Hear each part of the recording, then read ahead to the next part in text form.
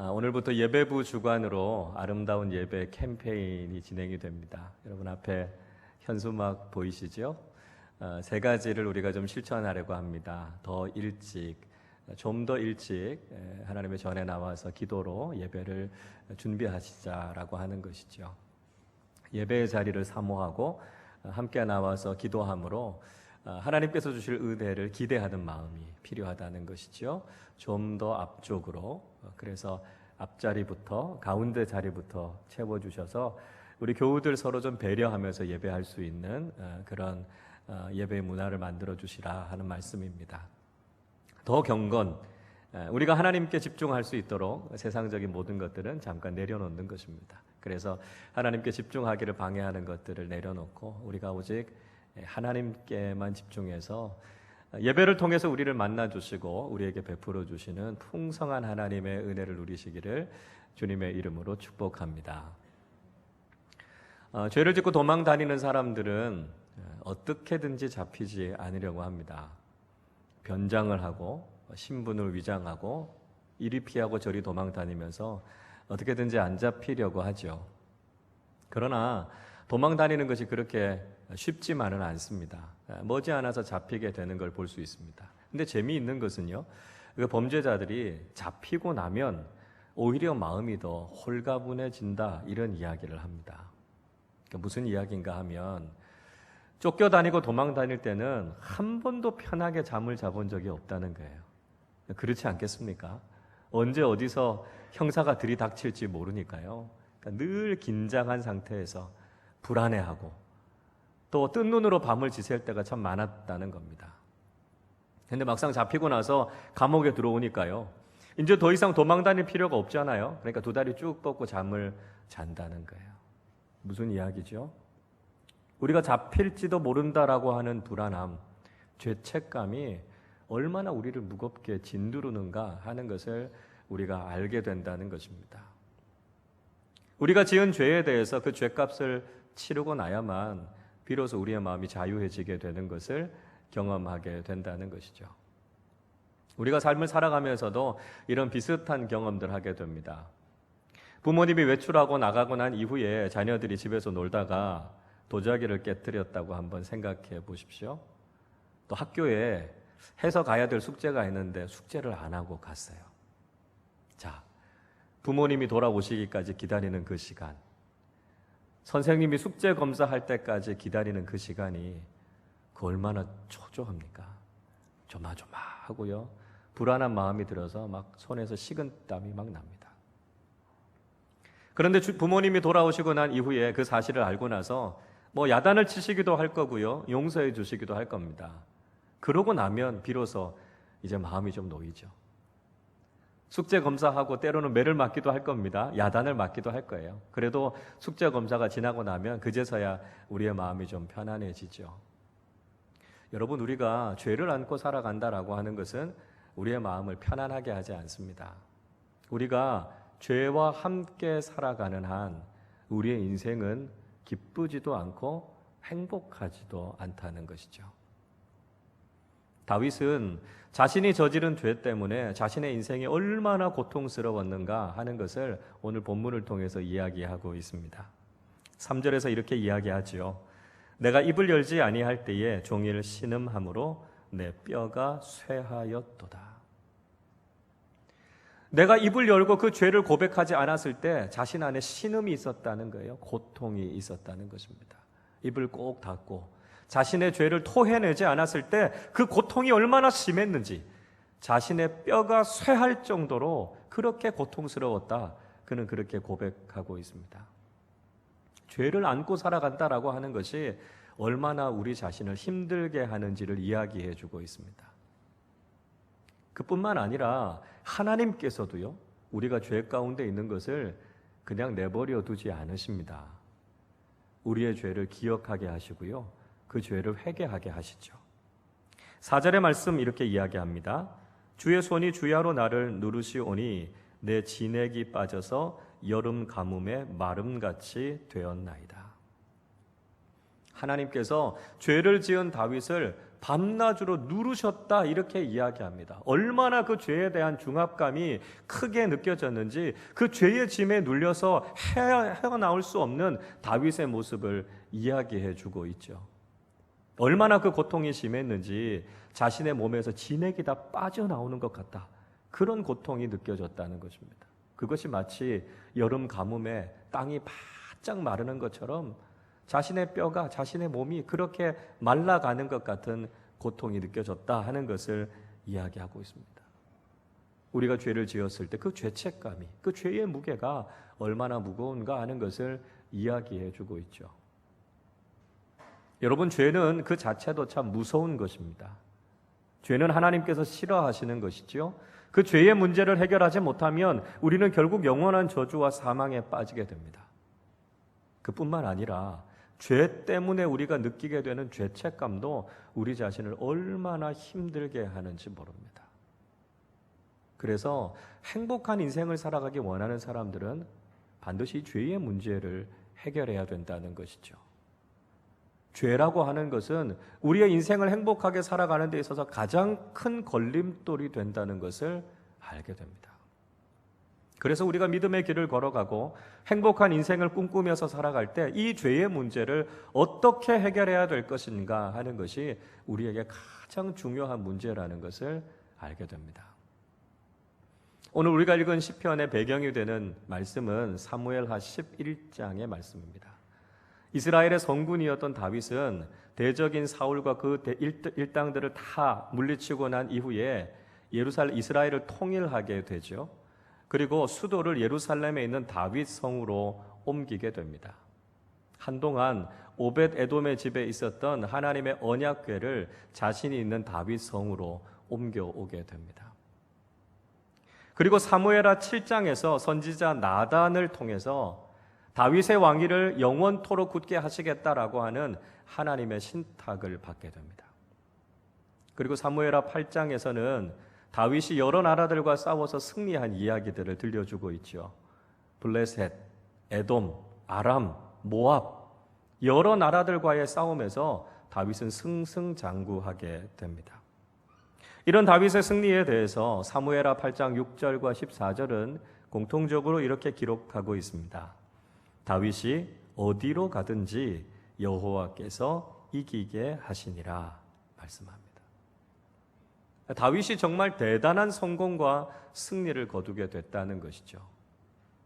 자, 그런데 문제는 다윗의 이런 성공과 승리가 그의 인생에 큰 위기를 가져왔다는 것입니다. 사무엘하 11장에서 다윗의 군대가 암몬과 전쟁을 벌이고 있었을 때 다윗은 그 전쟁에 참여하지 않고 왕궁에 머물러 있었습니다. 당시에는 그 나라의 군대가 전쟁을 치를 때 왕이 출정해서 함께 싸우는 것이 일반적이었습니다. 그러나 다윗은 이제 자신의 왕국이 충분히 강해졌고 굳이 이제 자신이 나가서 전쟁을 지휘하지 않아도 되겠다고 생각하고 왕궁에 머물러 있었습니다. 그러다가 밤에 잠이 오지 않아서 왕궁의 옥상을 거닐다가 멀리서 목욕하고 있는 밧세바의 모습을 보게 되죠. 그리고 그 마음속에 음욕이 일어나게 돼서 밧세바를 범하는 죄를 저지르게 됩니다. 죄인이었던 다윗이 그런 죄를 짓고 난 이후에 아마 죄가 주는 짜릿함을 느꼈을지는 모르겠습니다. 육체적인 쾌락은 있었겠죠. 그러나 그 기쁨은 그렇게 오래 가지 않았습니다. 오히려 자신의 죄 때문에 자신이 짊어져야 하는 죄에 대한 대가와 무게가 훨씬 더 무거웠습니다. 하나님께서 선지자 나단을 보내셔서 그의 죄를 지적해 주셨을 때 다윗은 그 죄의 짐 때문에 견딜 수 없어 했습니다. 그리고 자신과 밧세바 사이에서 태어난 아기도 결국은 죽게 되는 슬픔을 경험하게 됩니다. 제어하지 못한 욕망 때문에 잠깐의 쾌락을 누렸을지는 모르지만 그가 담당해야 될 죄에 대한 무게와 죄책감은 상상 이상으로 무거웠습니다. 그런데 그런 다윗을 하나님께서 불쌍히 여기시고 그를 용서해 주셨습니다. 죄악 가운데서 도저히 헤어나오지 못하는 다윗을 하나님께서 건져주시고 그에게 죄사함의 은혜를 베풀어 주신 것이죠. 비록 그가 죄인이었지만 하나님께서는 그를 버리지 않으시고 그를 회개하게 하시고 새롭게 하시는 하나님의 은혜를 경험하게 된 것입니다. 그래서 시편 32편을 통해서 하나님께서 베풀어 주시는 죄사함의 은혜가 얼마나 크고 놀라운지, 그 죄사함의 은혜를 경험하는 것이 얼마나 행복한지를 그가 노래하고 있는 것이죠. 오늘 1절 말씀을 우리 한 번 더 같이 읽어보겠습니다. 허물의 사함을 받고 자신의 죄가 가려진 자는 복이 있도다. 자신은 허물을 가지고 있었습니다. 그러나 하나님께서 그 허물을 사해 주신 거죠. 죄가 있었지만 하나님께서 그 죄를 덮어주시고 가려주신 그 은혜를 경험한 사람은 복이 있다 이야기합니다. 비록 나는 연약하고 죄인이지만 하나님께서 그 죄를 가려주시고 용서해 주신 하나님의 은혜를 경험한 사람은 진정으로 행복한 사람임을 다윗은 노래하고 있습니다. 우리가 이렇게 생각할 수 있죠. 아니 그러면 죄를 안 지으면 될 거 아닙니까? 죄로 인해서 느끼는 죄책감과 죄의 짐이 그렇게 무거우면 죄를 안 지으면 되지요. 이렇게 생각할 수 있습니다. 네, 그렇습니다. 우리가 죄를 짓지 않으면 죄의 무게, 죄책감에 눌려서 살아갈 필요가 없습니다. 그러나 여러분, 우리가 정직하게 우리 자신을 돌아볼 때 우리는 그 누구도 죄로부터 자유하지 못합니다. 하나님 앞에서 의롭다고 이야기할 수 있는 인생이 없다는 것이지요. 우리가 삶을 살아가는 동안 작은 법규 하나, 규칙 하나 어기지 않고 완전한 삶을 살아가는 사람 누가 있습니까? 솔직히 말하면 우리는 더 심각하게 죄를 저지르고 오히려 죄 짓기를 즐기면서 살아가는 것이 우리 인간 아닙니까? 이런 재미있는 이야기가 있습니다. 영국에서 한 사람이 정계 재계의 유명한 사람 10명에게 이런 이메일을 보냈다고 합니다. 모든 것이 다 드러났다. 지금 즉시 모든 증거 자료를 파기하고 도망가라. 이런 이메일을 보냈습니다.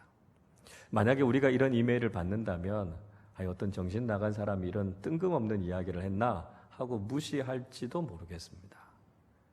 그러나 재밌는 것은요, 실제로 이 이메일을 받은 10사람 중에 7사람이 도망갔다는 겁니다. 그리고 어떤 사람은 자기 컴퓨터에 있는 모든 자료를 다 지우고 잠적한 사람도 있었다는 겁니다. 무슨 이야기일까요? 사람은 모두 죄책감을 느끼고 있고요. 자신의 인생 정직하고 투명하게 살아가는 사람이 없더라는 것입니다. 더 나아가서 성경은 인간이 본성상 죄인이다 이야기하고 있습니다. 성경은 죄라고 하는 것이 하지 말아야 될 것을 하지 않는 것에서 그치지 않는다 이렇게 말씀하고 있습니다. 오히려 우리가 해야 할 것을 하지 않는 것도 죄다 이야기하고 있죠. 하나님을 사랑하지 않은 죄, 부모님을 공경하지 않은 죄, 형제와 자매가 우애 있게 살지 못한 죄, 가난하고 소외된 사람들을 돌아보지 않은 죄, 적극적으로 선을 실천하지 않은 죄. 이 모든 것들을 가리켜서 성경은 죄라고 이야기하고 있습니다. 그렇기 때문에 성경은 모든 인간이 다 죄인이라고 이야기하고 있는 것이죠. 죄라고 하는 헬라어 단어는 하마르티아라고 하는 단어입니다. 이 단어의 의미는 관역, 표적이라고 하는 뜻입니다. 그러니까 죄라고 하는 것은 관역을 비켜가는 것을 이야기합니다. 그 표적에 미치지 못하는 것을 이야기하고 있습니다. 그러니까 성경이 이야기하는 죄는 하나님께서 원하시는 삶에 이르지 못하는 것을 이야기합니다. 하나님의 수준에 미치지 못하는 것이 죄고요. 하나님께서 원하시는 그 기준에 합당하지 못하는 것이 죄라는 것이죠. 그 기준 앞에서 누구도 하나님 앞에 나는 의롭다, 나는 죄가 없다 이야기할 수 있는 사람이 없다는 것입니다. 모두가 다 죄인이고요. 우리는 그 죄의 굴레에, 그 죄의 무게에 짓눌려서 살아가고 있다는 것이죠. 그래서 하나님께서 죄인들을 불쌍히 여겨주시고 그 허물을 사해주시고 그 죄를 가리어주시는 죄사함의 은총을 경험하는 것이 얼마나 큰 축복이고 행복인지를 우리에게 말씀해 주고 있는 것입니다. 또 다윗은 우리가 하나님 앞에 죄를 정직하게 고백할 때 하나님께서는 용서해 주시는 하나님이 되신다 말씀하고 있습니다. 2절 말씀을 우리 같이 한번 읽어보겠습니다. 마음에 간사함이 없고 여호와께 정죄를 당하지 아니하는 자는 복이 있도다. 간사함이라고 하는 히브리어 단어는 레미야라고 하는 단어입니다. 이 말은 속임, 배반, 교활함 이런 뜻입니다. 우리가 하나님 앞에 죄를 고백할 때 속임이 없어야 한다는 것이지요. 정직하게, 진실하게 하나님 앞에 우리의 죄를 다 고백할 때 하나님께서는 기꺼이 우리의 죄를 용서해 주시는 하나님이 되신다는 것이죠. 사도 요한이 요한일서 1장 9절에서 이렇게 말씀하지 않습니까? 만일 우리가 우리 죄를 자백하면 그는 미쁘시고 의로우사 우리 죄를 사하시며 우리를 모든 불의에서 깨끗하게 하실 것이요. 우리가 하나님 앞에 진심으로 우리의 죄를 자백하고 고백하면 하나님은 용서하시는 하나님이 되신다는 것입니다. 하나님은 정죄하시는 하나님이 아니라 용서하시는 하나님이시죠. 우리가 그 어떤 죄를 지었다 할지라도 우리의 마음의 중심으로 진실하게 하나님 앞에 고백할 때 우리는 죄사함의 은총을 경험하게 된다는 것이죠. 그 은혜를 경험한 사람이 얼마나 행복한 사람인지를 다윗은 깨달았다고 노래하고 있습니다. 다윗은 죄사함이 주는 은총이 얼마나 큰 행복인지를 알게 됐습니다. 비록 죄인이지만 그 죄에서부터 자유하게 하시는 하나님의 은혜가 얼마나 크고 놀라운지를 그가 경험하게 된 것이지요. 그래서 하나님 앞에 자신의 죄를 고백할 수 있는 용기가 생기게 됐다 노래하고 있습니다. 오늘 본문 5절 말씀 우리 한 번 더 같이 읽어보겠습니다. 내가 이르기를 내 허물을 여호와께 자복하리라 하고 주께 내 죄를 아뢰고 내 죄악을 숨기지 아니하였더니 곧 주께서 내 죄악을 사하셨나이다. 아멘. 다윗은 자신의 죄와 허물을 하나님께 고백하겠다 결단합니다. 자신의 죄와 허물을 숨기지 않겠다 이야기하고 있습니다. 여러분, 우리가 하나님께 우리의 죄를 숨길 수 없지 않습니까? 하나님은 우리의 마음속 깊은 곳까지도 다 통달하시고 살피시는 하나님이신데 우리가 숨길 것이 무엇이 있겠습니까?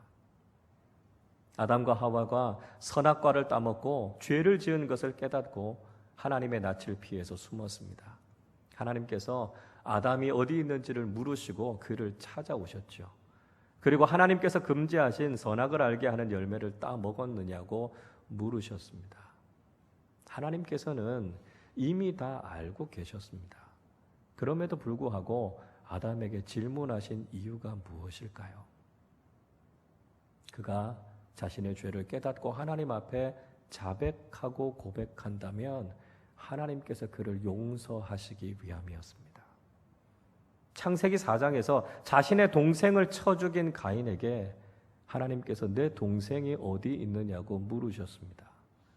하나님께서 몰라서 물으신 것이 아니었습니다.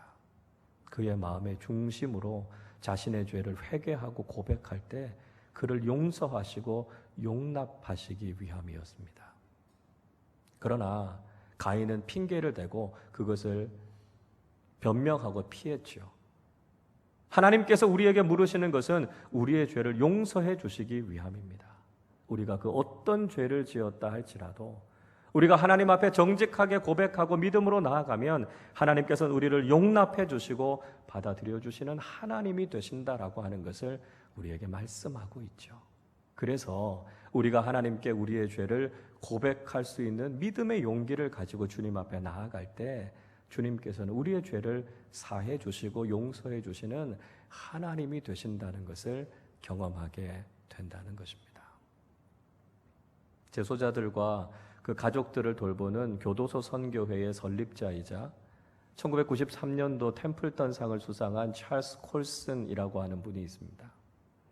이분은 원래 범죄자였습니다.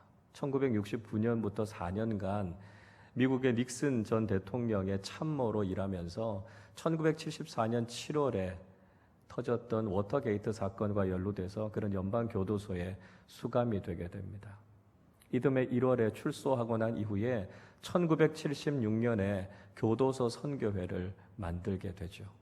그리고 그는 거듭난 인생을 살아가게 됩니다. 하나님께서 그에게 베풀어 주셨던 죄사함의 놀라운 은총을 그가 경험하게 된 것입니다. 이분이 쓴 책 중에 이것이 교회다라고 하는 책이 있습니다.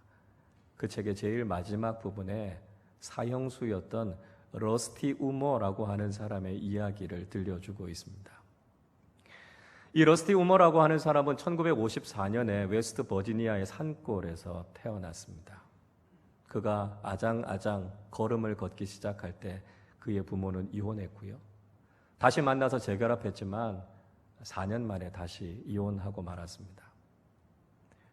러스티의 집은 가난했고 아버지는 술주정뱅이였습니다. 러스티는 자신의 인생에서 행복이 점점 작아지고 있다라고 하는 것을 깨닫게 됐습니다. 16살 때 마리화나와 각성제에 중독이 되어 있었고요.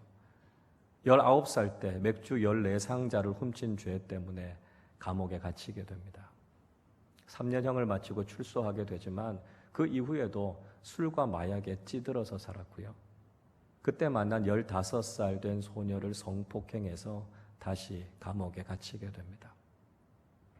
그리고 난 이후에도 계속 범죄자들과 같이 어울려 다녔고 유진 스카라고 하는 범죄자와 함께 화폐 수집상을 털로 들어갔다가 주인을 총으로 쏘아서 죽이게 됩니다.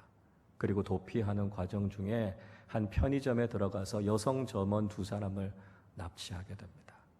이 여성 점원들에게 총을 쏘아서 한 사람은 죽고 한 사람은 그 총이 얼굴에 맞아서 얼굴의 절반을 잃는 중상을 입게 됩니다. 결국 러스티는 경찰에 체포됐고요. 사형 선고를 받게 됩니다. 그렇게 구제불능의 인생을 살았고 죄 때문에 수감되어 있었던 러스티 우머가 교도소 선교회를 만나면서 그의 인생이 변화되기 시작합니다. 예수 그리스도의 복음을 듣게 됐고 그가 예수 그리스도의 이름을 부르면서 자신을 덮고 있었던 어둠의 영과 죄악이 조금씩 떠나가는 것을 경험하게 됩니다. 그리고 그는 진심으로 자신의 죄를 뉘우치게 되죠. 그는 하나님 앞에 이렇게 기도하게 됩니다. 예수님, 저는 너무도 많은 사람들을 해쳤습니다. 예수님께 기도할 자격이 전혀 없는 놈입니다. 그러나 저는 너무 피곤하고 괴롭습니다. 그리고 너무나 외롭습니다. 제발 제가 저지른 모든 일을 용서해 주십시오. 전 예수님에 대해서 아는 것이 별로 없습니다. 그러나 알고 싶습니다. 저의 기도를 들어주셔서 감사합니다. 그 이후부터 러스티의 인생이 달라지기 시작합니다. 자신이 있던 독방을 깨끗하게 청소하고 미소를 지으면서 다른 사람들을 보게 됩니다. 자기가 이전에 지었던 죄가 계속 자신을 고통스럽게 해서 피해자의 가족들에게 진심이 어린 사과의 편지를 보내기도 했습니다. 한 남자와 원치 않는 관계를 가져서 아이를 갖게 됐고 그래서 중절 수술을 하려고 하는 원다라고 하는 한 여성을 말립니다. 그 생명을 죽이지 말아달라고. 원한다면 자신의 성을 사용해도 좋고 자신이 그 아이의 아빠가 되어줄 테니까 그 생명을 죽이지 말라고 이야기합니다. 그래서 결국 원다는 아이를 출산하게 되죠. 페트리스라고 하는 참 예쁜 아기가 태어나게 됩니다. 그 장면을 보고 있었던 교도소의 많은 사람들이 이런 이야기를 합니다. 전에는 많은 사람의 생명을 빼앗았던 사람이 이제는 한 사람의 생명을 살리는구나. 이 일을 이루신 분이 예수님이야. 사람들이 그 장면을 보면서 그렇게 이야기합니다.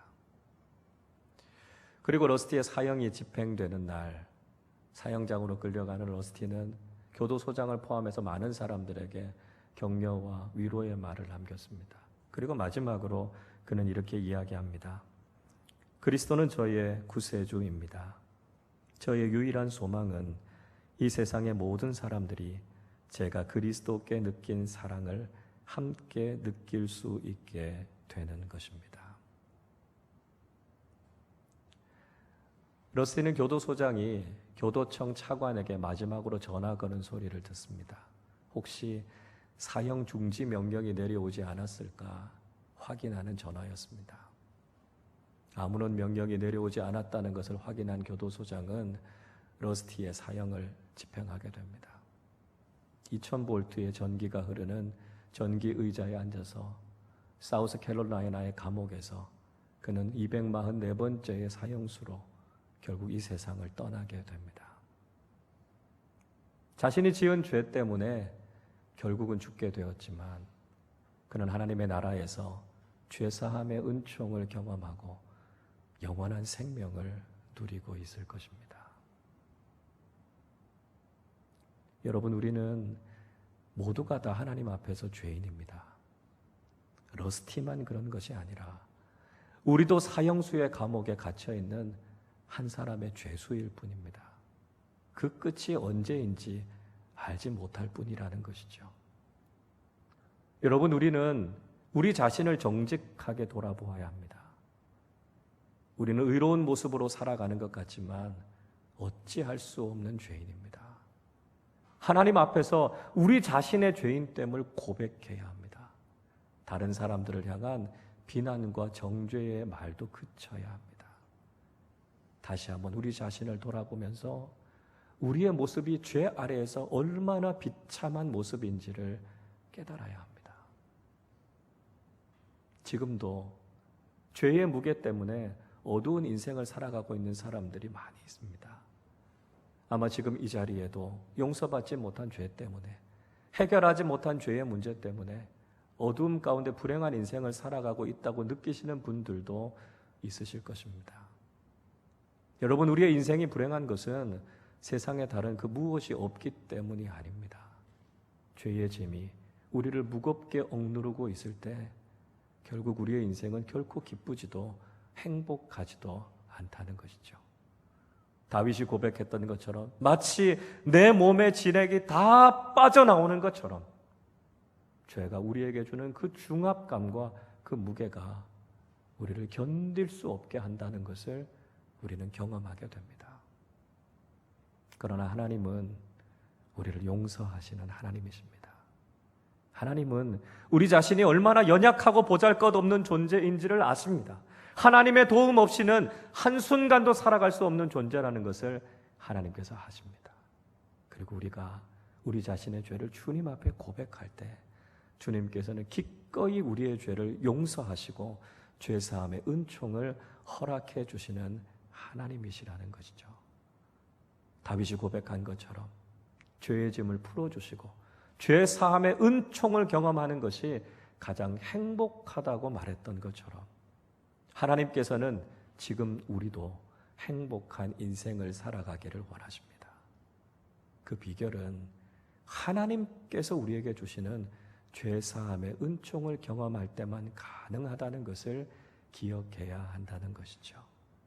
오늘도 어찌할 수 없는 죄인을 사랑의 품에 품어주시고 죄사함의 놀라운 은총을 베풀어 주시는 하나님 앞에 우리의 죄를 고백하고 우리의 허물이 사해지고 죄가 가리워지고 하나님께서 우리에게 주시는 죄사함의 은총과 기쁨을 경험하는 우리 모두가 되시기를 주님의 이름으로 축원합니다.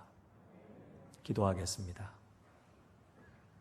하나님 아버지, 죄악 가운데 살아가는 우리를 정죄하지 않으시고 기꺼이 우리의 죄를 용서하시고 죄사함의 은총을 허락해 주시니 감사합니다. 하나님의 자녀로 살아간다고 하면서도 또 죄의 유혹에 넘어지는 저희들을 긍휼히 여겨 주시옵소서. 하나님, 우리의 죄를 토해내지 않고 우리의 죄를 하나님 앞에 고백하지 않았을 때 그 죄짐으로 인해 얼마나 힘들고 어려운 인생을 살았는지 우리는 잘 알고 있습니다. 다시 한번 우리에게 믿음의 용기를 허락하여 주시고 우리의 입술을 열어 진심으로 회개할 때 하나님께서 우리를 용서해 주시고 자유케 해 주실 줄로 믿습니다. 죄사함의 은총을 경험하고 하나님께서 주시는 참된 행복을 누리며 살아가는 우리 모두 되게 하여 주옵소서. 성령 하나님께서 저희들의 삶을 주관하여 주셔서 다시는 죄 가운데 거하지 않고 하나님께서 원하시고 기뻐하시는 선함을 이루며 살아가는 믿음의 사람들 되게 해 주시옵소서. 감사드리며 우리 주님 예수 그리스도의 이름으로 기도하옵나이다. 아멘.